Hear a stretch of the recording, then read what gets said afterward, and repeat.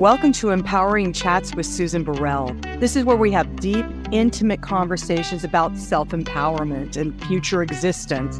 I am an intuitive healer and a light leader who has been called to activate other light leaders. So I'm curious, are you one of them? So by listening, lean in and see if you are ready to be that eternal potential you've been called to be. Using your bravery, your talent, your tenacity, can you be innovative and adventurous in order to activate your light and lead from that place? This is where we learn how to love ourselves from the inside out and love the whole world over and over again. Enjoy the show. So, you guys, my brain is like, I feel like the wind is blowing, so I feel like my brain is blowing and all this stuff. So with that being said, at the beginning of this show is going to be amazing because this young woman I'm going to be speaking with, we've already done a connection. We already did an interview together, and we both went, we got to keep talking. This is an ongoing conversation. So I want to welcome Therese Tucker. Therese, thanks for being here. Thank you, Susan. I'm so excited to continue our conversation today. And you guys, I just got to say, if you're listening to the podcast, you can't see Therese. So you got to go to the YouTube channel and watch it because she is a gorgeous light. And you can see it in her face, from her heart. She's one of those people that just radiate. That's what you do. You're a radiance. Oh, thank you so much. It's hard not to blush, but I appreciate it. I accept it with so much gratitude. Thank you. You're welcome. So you guys, Therese is what she calls a modern mystic. She is a psychic guide, a coach, intuitive. She has a podcast called Modern Mystic Soul, which is that I could chew on any of those words and in terms of what and who we are now. Mm-hmm. She also wrote a book called Confidence is Magic. This young woman, you guys got to go to her website. Okay.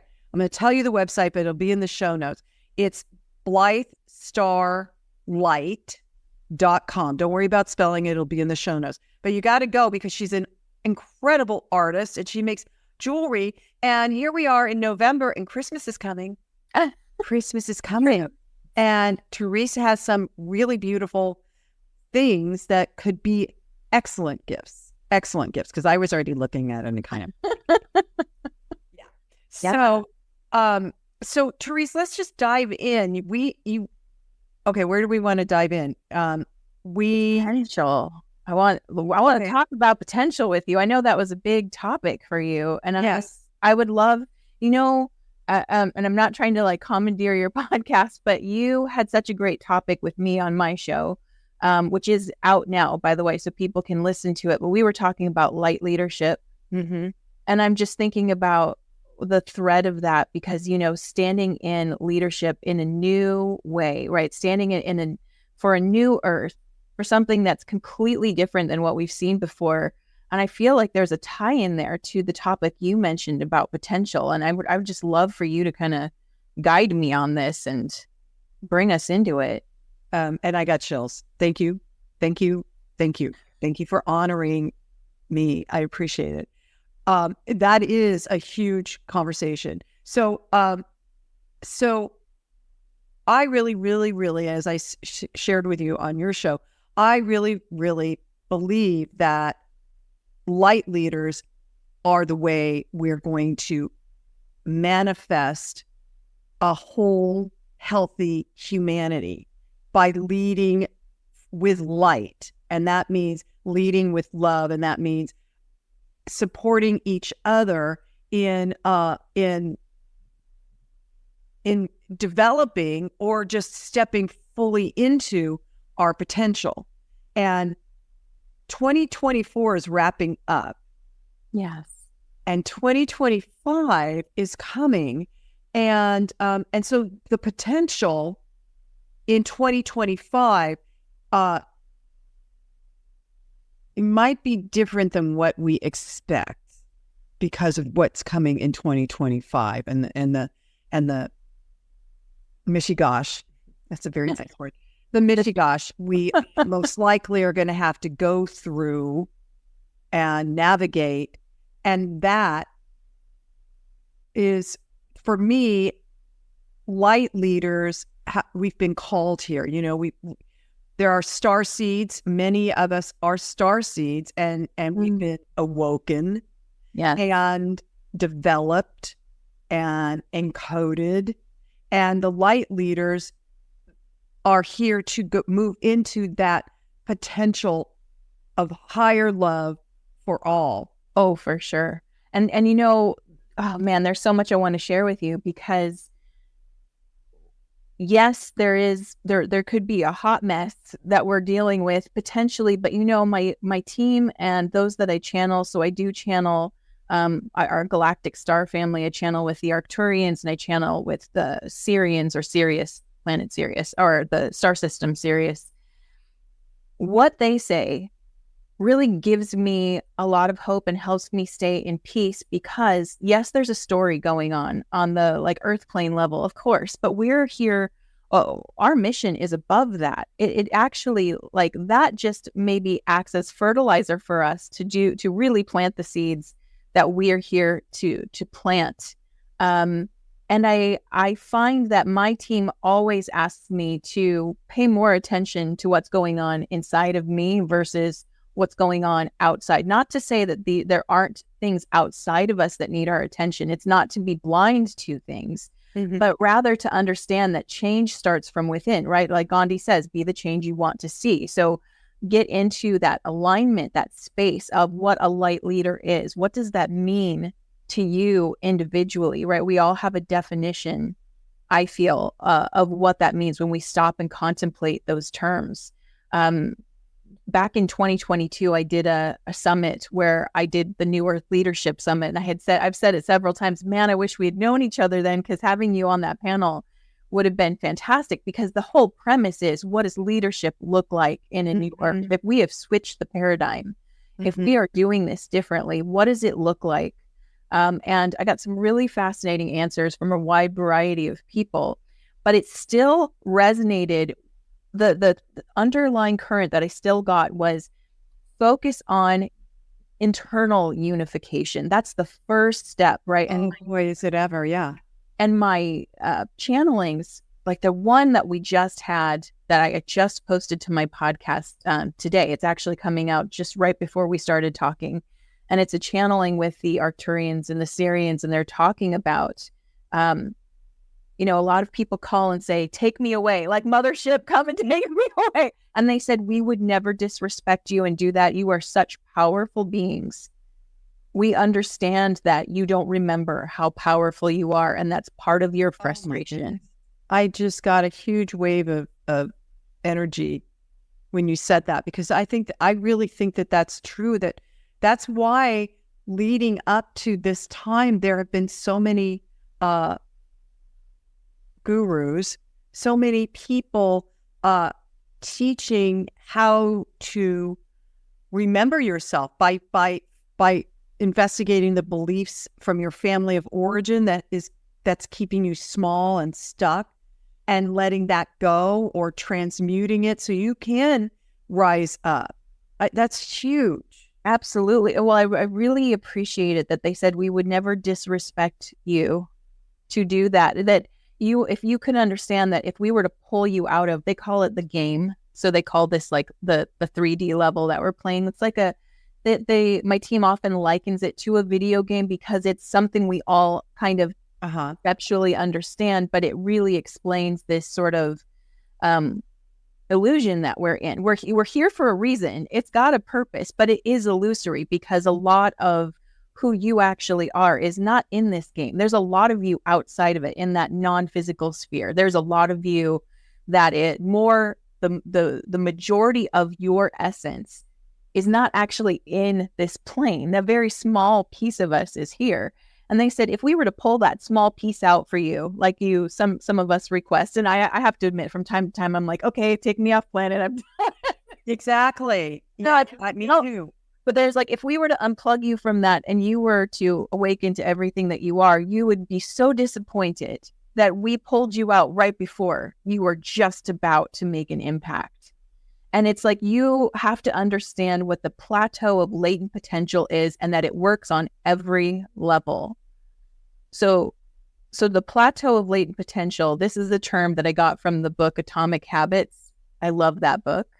I never used to be a strategy person, but I have developed the side of my brain that loves strategy, because if you put the two together, you're a powerhouse, right? If you have your spiritual understanding and essence, and then you have a good grasp of your left hemisphere, you put those two hemispheres together and you are an unstoppable force. So I've learned to develop and appreciate the more analytical aspect, because I'm very right hemisphere. Yeah. So in the book Atomic Habits, he talks about the plateau of latent potential. And let me tell you, Susan, when I finally understood this, I got such a second wind that I do feel like I'm an unstoppable force. And I'll explain it to you. The plateau of latent potential is when you start something, whether it's a goal that you're working on, whether it's a relationship, whether it's a mission or a sense of purpose. When you start something, you naturally get some traction. Anything that's new, you get some traction, right? It's like, oh, look, I'm in this area. And when I do something, it makes movement. And for a while there, we feel pretty satisfied because we can see our traction happening. But at some point, we stop feeling our traction. And it's like, I'm doing the actions and nothing is happening. I am saying the prayers and I feel no response. I'm meditating, I am aligning, I am doing internal work, and I feel no shift. And this is the point in which most people give up. They give up because they no longer feel the traction. And what they don't realize is that there is incremental traction happening. But for a span of time, you're on a plateau. And this is that plateau of latent potential. If you do not stop, you will hit the snowball phase where all of that effort starts to build a velocity and a momentum. And that is the point where when the snowball hits and you start really gathering energy, people from on the outside will look at you as like an overnight success in whatever it is you're attempting to. Right. It's like you just suddenly burst onto the scene when you know you've been putting so much time and effort and consistency into something. And what we have to understand is, even with our starseed mission or light work or goals or whatever it is you want to look at it as, even as we're looking at, well, we all feel we're about to shift, right? And everyone's getting frustrated and kind of ticked off that the shift is taking so long. And they're saying, you don't want me to unplug you right now. You don't want me to take you out of this. You are so close to hitting that snowball moment where it's like, suddenly the momentum is so fast and suddenly things are shifting so fast. And yes, we had to go through rough periods and we had to really kind of break down in a lot of different ways, maybe some unexpected ways. But suddenly the momentum of the good, of the effort, of the light energy you're putting out, of the frequency you consistently choose to hold, because it is a choice. You could stop anytime you want to. And if you don't stop, thank you, because that's exactly what you're here to do. You're here. This is a test of faith in people right now. Do you really believe in yourself? Do you really believe in what we're talking about? Or is it a nice, comforting thought that kind of is like a teddy bear, like, oh, I get to hold this thought and it feels so good. Faith is when we move into a place where we have conviction, where it's no longer a comforting thought, but rather an energy that's running through you so strong. It's like, bring the hurricane, because it's not going to blow me over. Oh my God. Oh my God. Oh my God. Do you guys see why I just fell in love with this woman? Oh my God. That was the most clear message I've heard in a while. And, there's lots of people, you said a test of faith in yourself. Now, a lot of people over the centuries believe that faith means you give your faith to something outside of you. Yes. You can call it God or whatever. But the faith in yourself, like you're saying, going within and building that trust, that faith within yourself first is what, in essence, kind of propels you to move into your potential. Yes. And, you make such a great point that we externalize the highest power that we experience, whether we call it God or source or universe. I call it all of it because it's like it all means the same to me. So it's like, I know there's no fixed name. So you get to, as long as you're relating with this energy, go for it. But the thing that's so powerful is, why wouldn't God exist also within you? Yes, God is around you. Everything is source. Everything, like the table I'm looking at, the computer screen I'm holding, there is spiritual energy running through everything, because if it truly is a simulation, as I believe it is, it's made from something. The fabric of life itself is the same. It's just appearing as matter or appearing as frequency. It's ultimately, it's all frequency. And as I say that, I'm getting like the high pitched ring in the ear. It's like, yes, yes, that's right. But faith in self, connecting with that highest power that flows through you. We are all channels for source energy. I am so adamant when I teach people about developing intuition, if that's what they want to work on. You have to understand there is nothing that's denied you. You are not denied psychic ability. You're not denied intuition. You're not denied the ability to channel. All of these things are yours. You're actually the gatekeeper in your own life as to what comes through. Right. Oh. So our belief systems lock it up or open it up. And the beautiful thing is you can change your mind. So if you went all your life going, yeah, I'm not intuitive, and you suddenly are like, maybe I am, you can open it up in yourself. This is why we hear so many beautiful stories of people who are like, I was so left hemisphered. Everything was logic and reason. You couldn't tell me that there was a higher power outside me. And then I had this near-death experience, and suddenly I'm like wide open and like talking to every angel on, like in the heaven. Is that what happened to you? Not a near-death, but is that how, were you always this open as a child? Yes. Like my first spiritual memory is, so I grew up with a Catholic family, but my mom was already she was already rejecting it because it wasn't very kind, right? The institutional structure of it, right? Very limiting and very strict. And it was all kind of working against her, which made her sort of have a crisis of faith. And the beautiful thing is, of course, you choose your own family. So I chose someone who was going to do that so that I could have one of the gifts of having her as my mom was I could stay wide open and nothing closed it down. Oh my gosh. I remember early on going to church.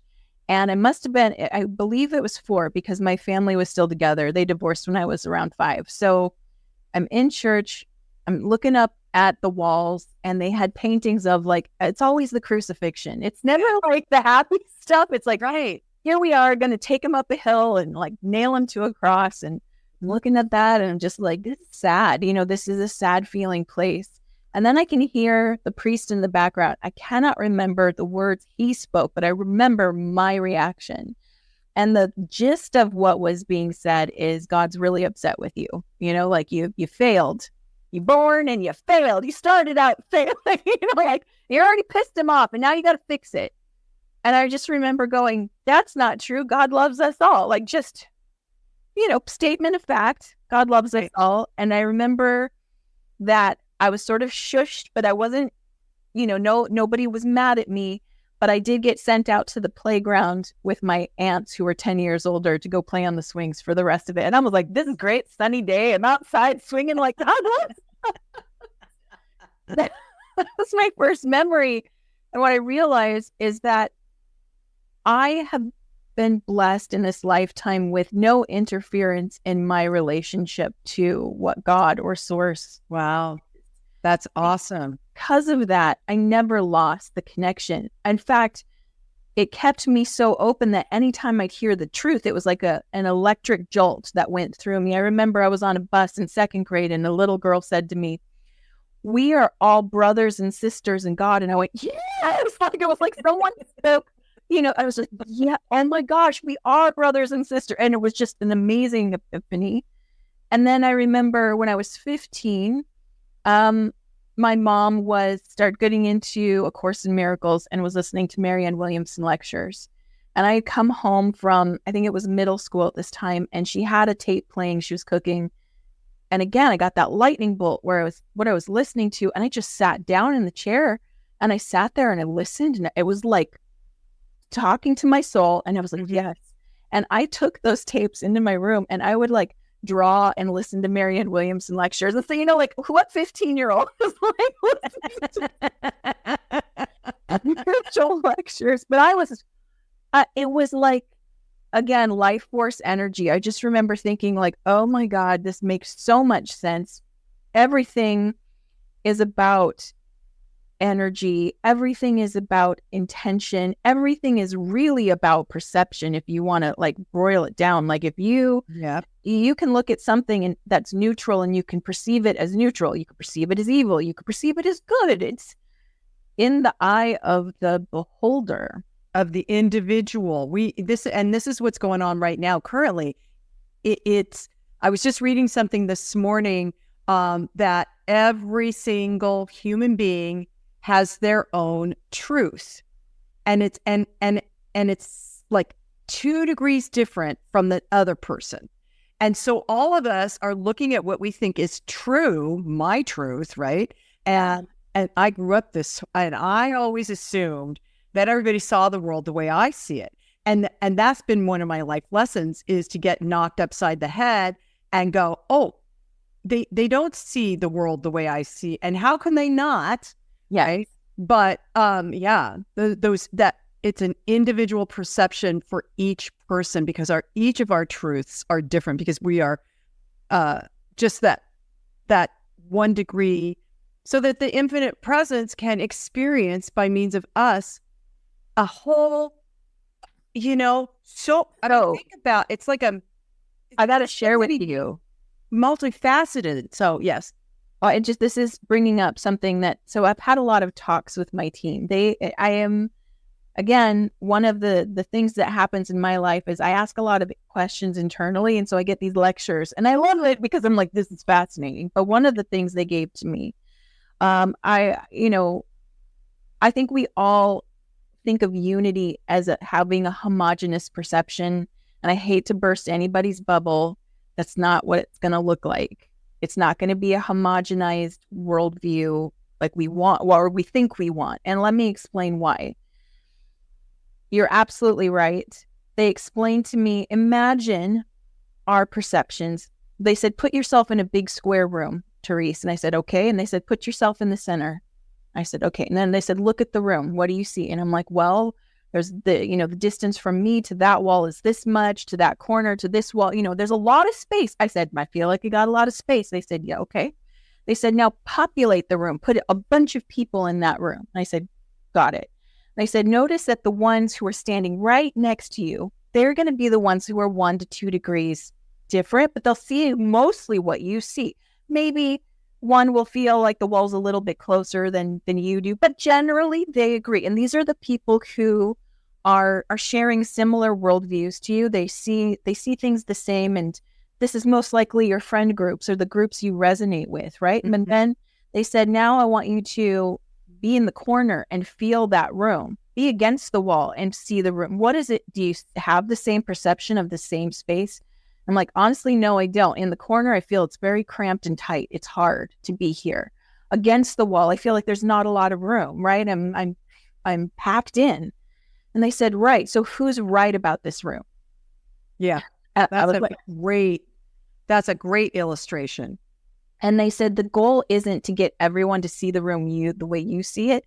The goal is for you to walk around and meet as many perceptions as you can, so you can learn about this space you're in to the degree that you can. Learn about. That's brilliant, Therese. Learn about it. Don't be afraid of other perceptions. we spend more time resisting the idea that someone else is seeing this different from me, rather than going, what if there's a gift in that? What do you see that I don't see? It takes a lot of courage and a lot of humility to not force your perspective on someone, but rather be interested in theirs. And when you have that, you actually have faith in yourself, because here's the thing. A lot of people are afraid to look at another perspective because they're afraid it'll somehow damage or ruin theirs. Or reveal that they don't know what their perspective is. Right. It could show them something they're afraid to see. Yes. Uh-huh. And so they spend a lot of time trying to protect it, rather than recognizing nothing can harm me. No one can change my mind. I can change my mind. You might say something to me that gets me to consider things deeply, but I am in no danger of you harming my worldview, of you harming my perception. I can take what you have to say and add to my perception, which is usually what happens, right? Yes. We don't necessarily fundamentally change, but we add to it. We go, okay, they have a point. There is nuance to this. This isn't so black and white as our brain tries to make it. It's layered. And then the other thing we learn is we learn how to have more compassion and understanding. And we're actually working with the Christ consciousness principles when we do this, because the Christ consciousness principles are, again, unconditional love, compassion, understanding, forgiveness, and I would add healing too. I just feel like that's a part of it. But we actually, our heart grows instead of shrinks. We get more understanding. We stop seeing people as an enemy or somebody who's against us, and we simply see their concern, their focus is over here. And yeah, they obviously have a point. There's some truth to it. Otherwise, why would believe in it so much? Exactly. Right. Commit to it. That's right. So it's, again, I feel like, when I went and did my own numerology, so I was like doing my numbers, and there's a reading you can do where you sort of see like what your life's lessons are right now, like what the universe is saying, hey, focus on this. And for me, that compassion piece has been around for a while. They're like, you got to love. You really want to unify the world? First, you love every part of yourself, and then you start loving everything that you see. Because you might not agree with it, but you can accept that it exists. The resistance is what's causing the suffering. Oh, hugely. And I know that I'm experiencing it personally. I'm resisting, at times. Sure. Throughout my life. I don't know. My family calls me stubborn, and I have an opinion and I'm stubborn about it until like I finally go, well, this is exhausting me, Yeah. What are you trying to tell me? And then I listen. Yeah. And I mean, so there's some merit to being a contrarian as well. This isn't about like, oh, I'm just like congealing and just taking on everything and I have no point of view. No, you get to be, it's more about being curious and interested and unafraid of that which presents itself differently to you. But to be contrarian or to hold a point is to add contrast. And we need that.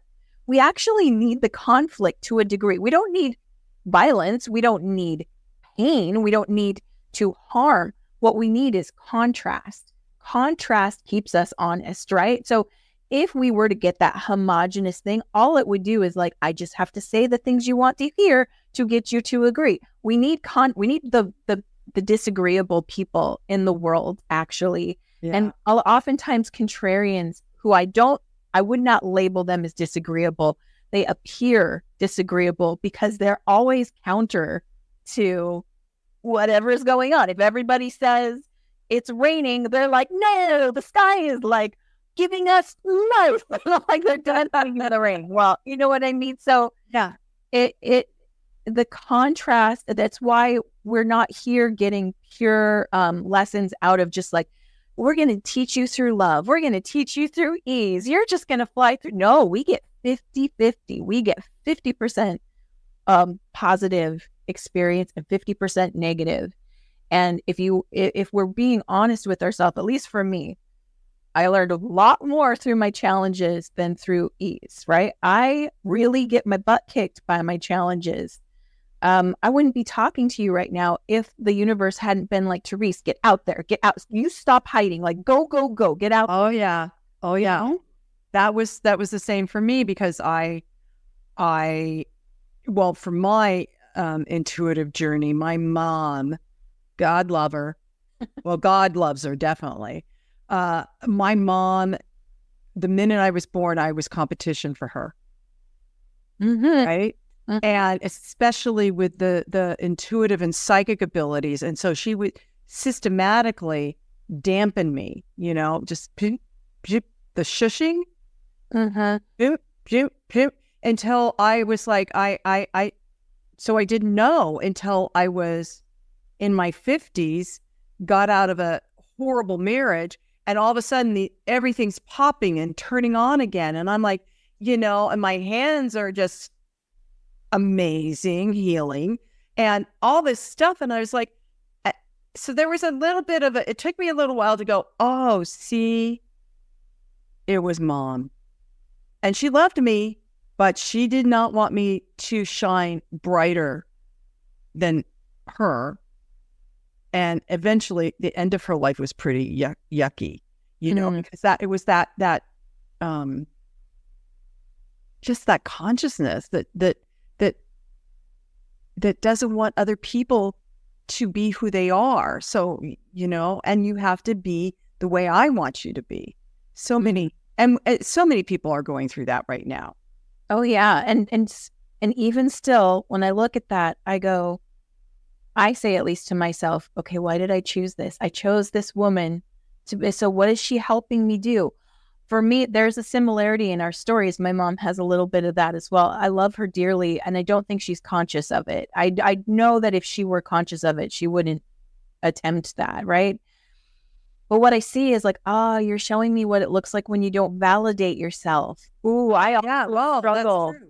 I struggled with for a long time not validating me. I was like, please, somebody validate me. Please see me so I can stand in my light, right? So I can be out. And it wasn't coming. And it was systematically and a very, like I used to say, I was in the psychic closet. I could do this, but nobody could know, right? And like, don't judge me, and don't please don't think that I'm weird, right? I'm not weird. I'm normal. It's like, what's normal? But it was a series, and I mean, it's a series. There's like an onion that keeps unpeeling, right? But it's like, figure out that you need to accept yourself. You're not accepting yourself here. As soon as you do it, you'll get it. And it's so true. Like the minute you don't need it, you get it, right? Right. You need it. You're not going to get it because you are denying it from yourself. And I look at those relationships as like, this is a story of what it looks like when you still aren't doing that.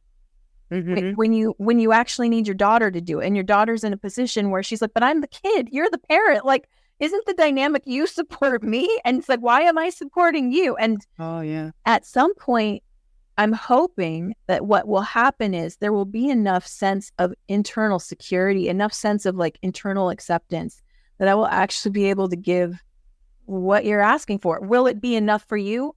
That's actually not my job, because I can't get you to accept yourself, but hopefully I can get to that place where it no longer feels, competitive, or like, but mom, can't you just, your kid, can't you just like support? Right. Yeah.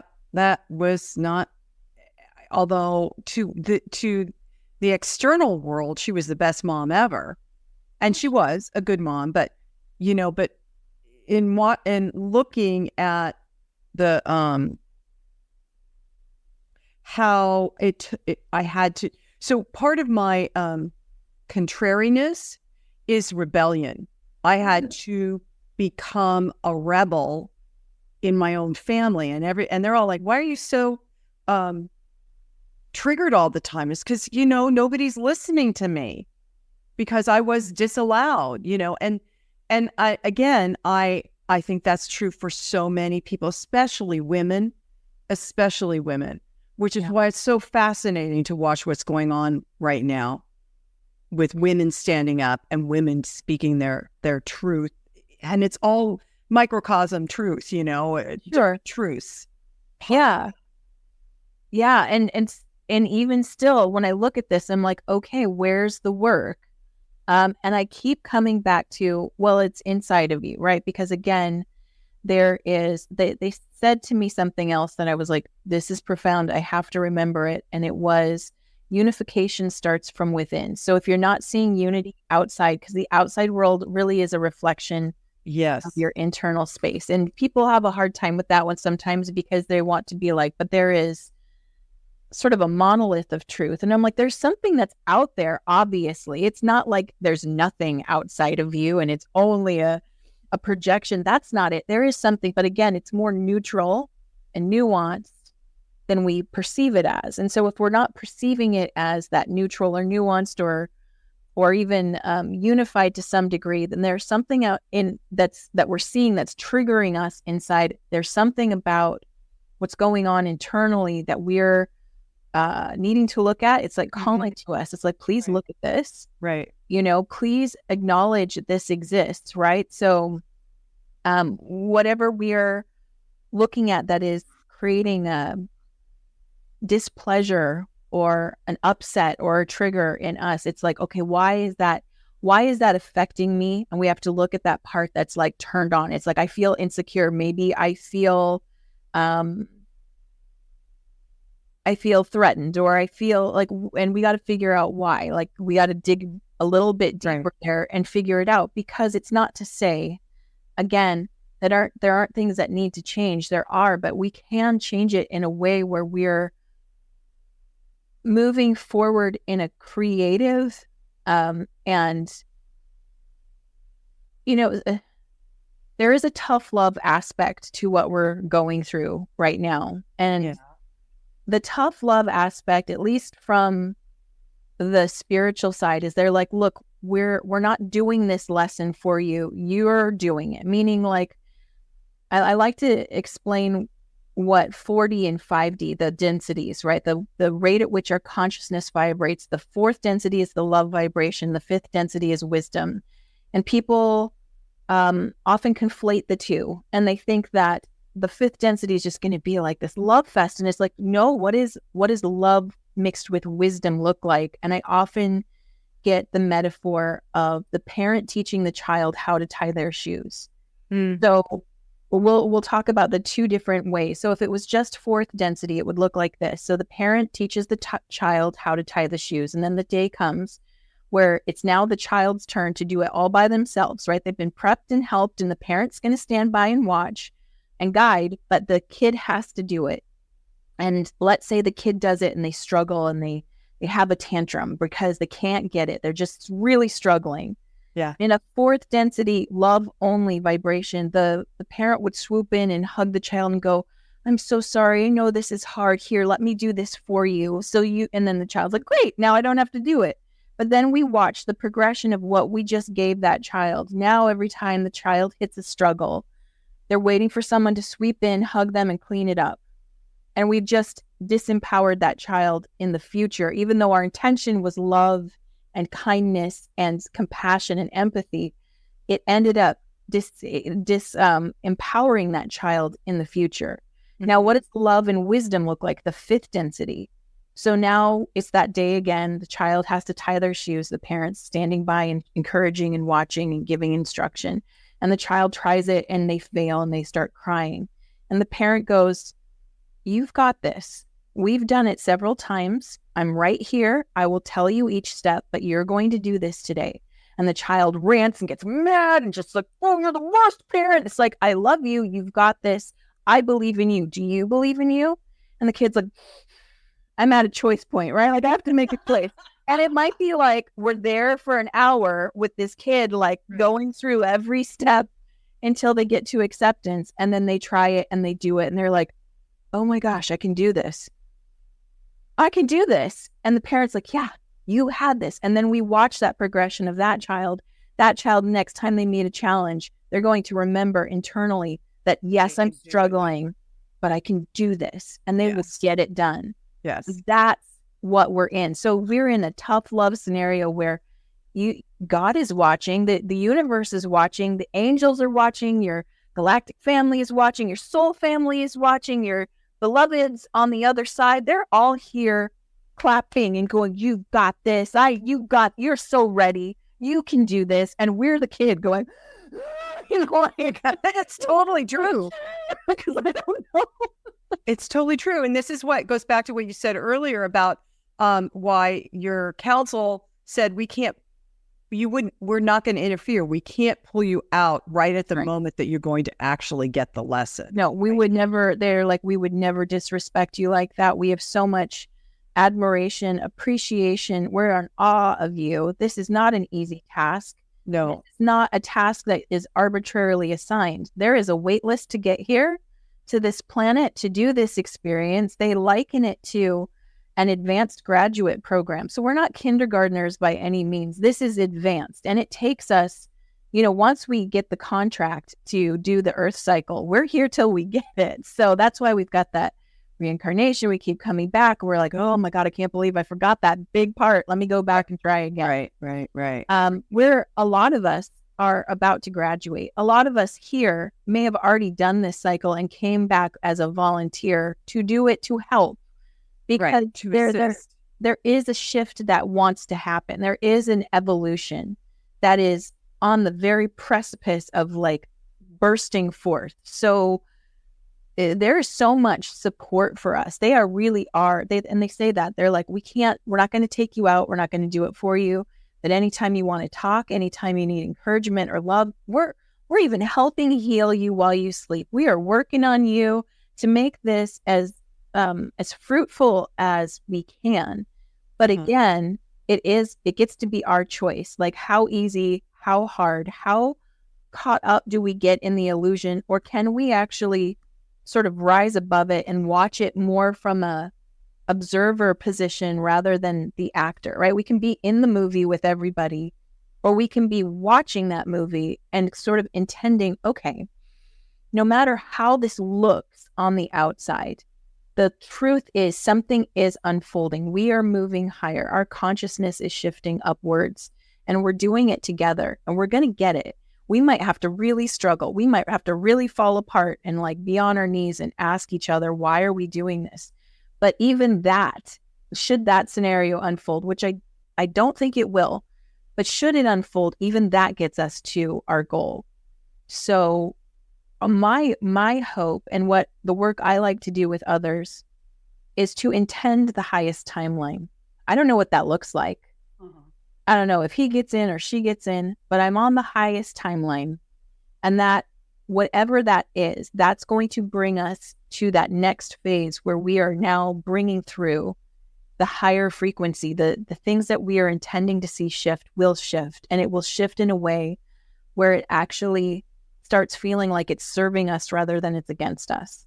I love that idea of the higher timeline, Therese, because thank you for that. You just gave me a gift, because when I try and observe and rise up, I'm not sure where I'm going to, observe from. Do you know what I mean? Yeah. So, intending the higher timeline helps with my elevation.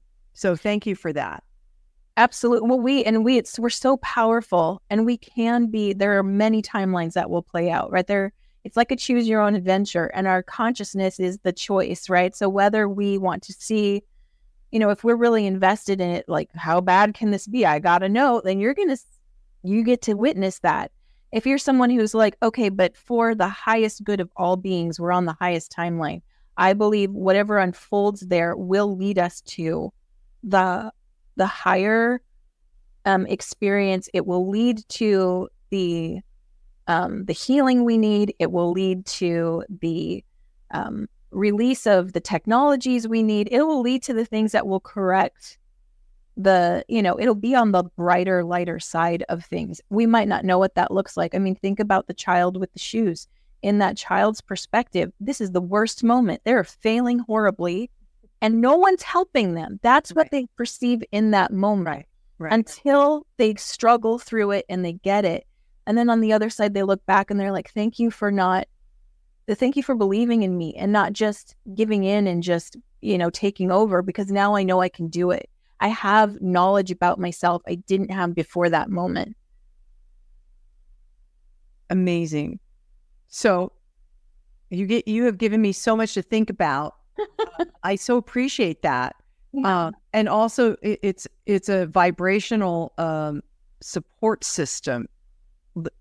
As you're talking, Yeah. I feel a vibrational support system just kind of raising me, because I did do the down the rabbit hole daily thing for a while until my stress level was through the ceiling.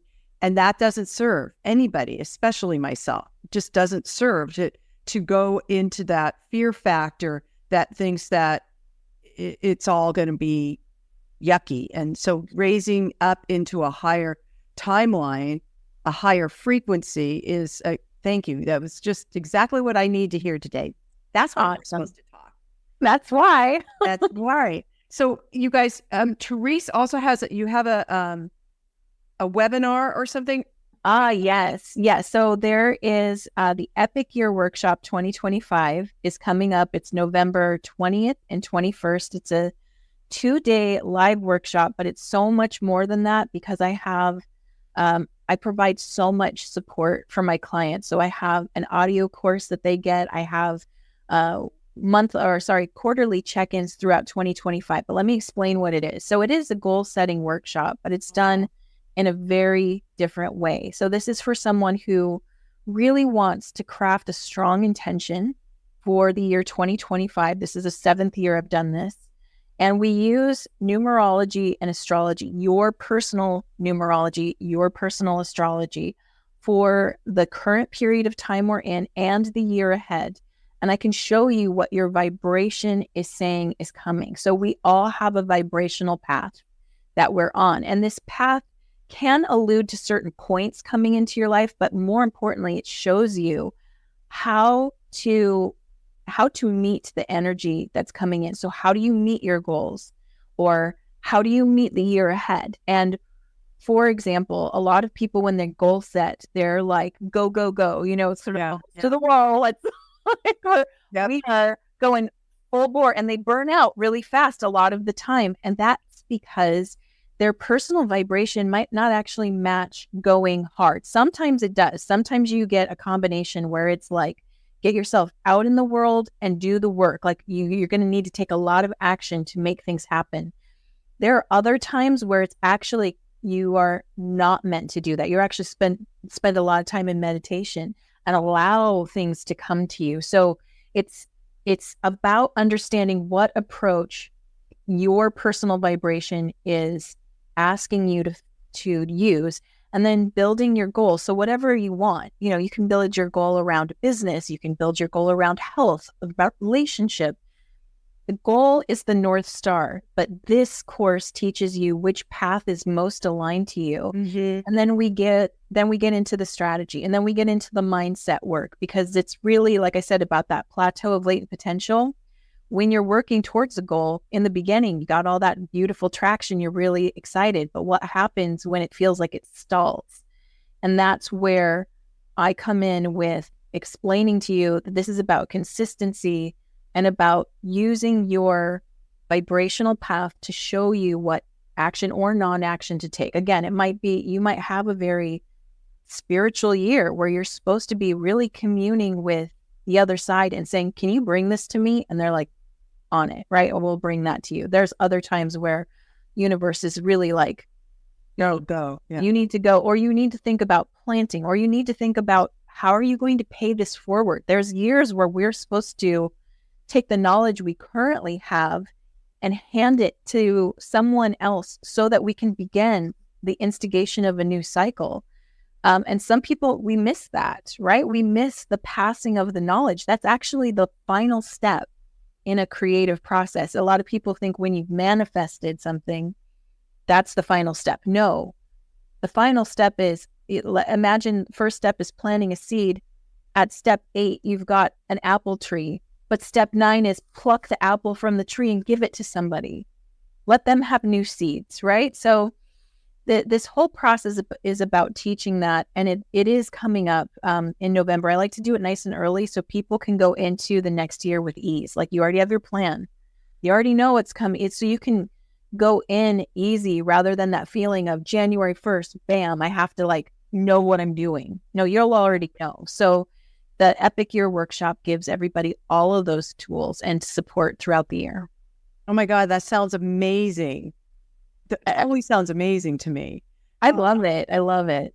And so you said live, does that mean in person, or is no? it So this is a virtual workshop. It is recorded. Some people can't make it during the live time, so they do get that recording. And there's so many like extra bonuses. So right now there's the early bird special where it's $100 off the course for the year. And then there's also private sessions with me. Like, you get a free private session where we can chat and I can go deeper into, what the numerology and astrology is showing you. So you could really get an understanding. This is something that you need me there with you to decode the numbers. It gets a little confusing, but I have people who've been doing it the last 7 years and they're on fire. I mean, they really see a shift in their energy when they do this. Yeah. Oh, I totally believe it. So you guys, we're going to have the link so you can investigate and then register for this Epic Year Workshop. Yes. Epic Year. I took so many notes. I couldn't find where I wrote the title of the workshop. I was just like scribbling all over my paper. Oh my God, Therese. So you guys, her website again is blythestarlight.com. Go and check out what she does. And believe me, this woman is a powerhouse. Well, you've already heard it. She's just incredible. And then oh my God, I have so many other questions, Therese. I think like in 2025, we need to come back. Yeah, we got to get together like next quarter and just go, okay, so what have we learned now? And yeah. But I mean, so what I'd love to say is, I mean, I love connections like this because it's great to meet soul family, right? We get to say like, hey, we're here. Yeah. Oh God, thank God you're here. We're not alone. This is so good. No matter what comes, right? Because I mean, especially in the United States, we're pre-election. This is a pretty contentious one. The feelings are big for a lot of people, right? So yes. No matter what comes, I truly believe we are divinely connected and always protected. We knew that we're here to be here for this, and it's going to be good, no matter what it looks like. I mean, we've been through 2020. We made it through that. We can make it through this. I so appreciate you saying that. And you guys, divinely guarded, guided, and protected. That's a fabulous mantra, everybody, to get you through the next several weeks. Yeah. Just knowing, if you can actually really feel that in your being, that you are divinely guided, guarded, and protected. I use that as a mantra all the time, especially when I'm like confusing myself. Okay, I'm just going to drop in and say I am divinely guided, guarded, and protected, and I don't need to figure it out. That's right. That's right. And we're going to let the chips fall where they may and understand that, do the part, take the action that you feel, vote, go take the action you need to take, but also the faith right now, right? No matter what it looks like. And then this is a 50-50 shot here. So everybody's in that space where it's like, no matter what it looks like, remember our intention and our collective consciousness is really what's creating here. So if we're constantly adding to that collective consciousness that no matter what, we're intending the highest timeline, no matter what, for the good of all humanity, no matter what, to raise the frequency on the planet, no matter what, to raise our consciousness, no matter what is shown to us, we can still do these things. We are not inhibited in any way. And yeah, it might not be the path that, somebody over here wants or somebody over there wants, but it will be what is best for us. And if we can hold that no matter what we're presented with, then we're going to be able to stay in a place of peace, of stay collected and stay connected. Because honestly, what the dark would love most from us is for us to just go like crash at each other. Yeah. And what I try to practice the most is seeing, like, rather than seeing someone as an enemy or stupid or misguided or anything like that, I'm like, you know what? I might not understand from your perspective, but I have faith in you just as I have faith in me. And I'm going to gift you with my mind. I'm going to gift you with that your intentions are good. We might be coming at things from different angles. Your intentions are good. I'm going to hold that. And when I hold that, whatever happens, it's not, oh, this is your fault, right? It's not about that. It's like, okay, this is where we're supposed to go. This is how we're going to do it. Okay, show me the plan. Like, I trust that I'm connected. I trust I'm protected. Show me the plan. Show me my part. Oh my God, Therese. Thank you. Thank you. Thank you. You guys, you're going to have to put this on replay a few times with this whole episode, because these are gems just dropping out of Therese's mouth, out of her consciousness. I'm so grateful. I am so grateful to have met you, and I am so deeply grateful that you do the work you do on behalf of all of us. Thank you so much. I just totally appreciate you.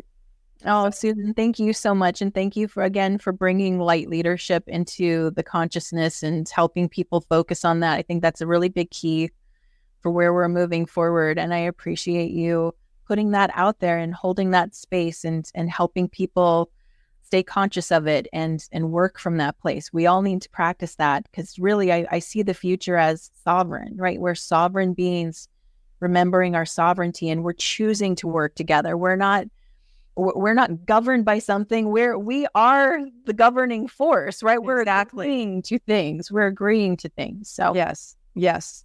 That's one of my affirmations. I am my own authority. Yes. Yeah. And may we see that being played out in a healthy way for all of us, right? Healthy, happy, aligned. Yes. Healthy.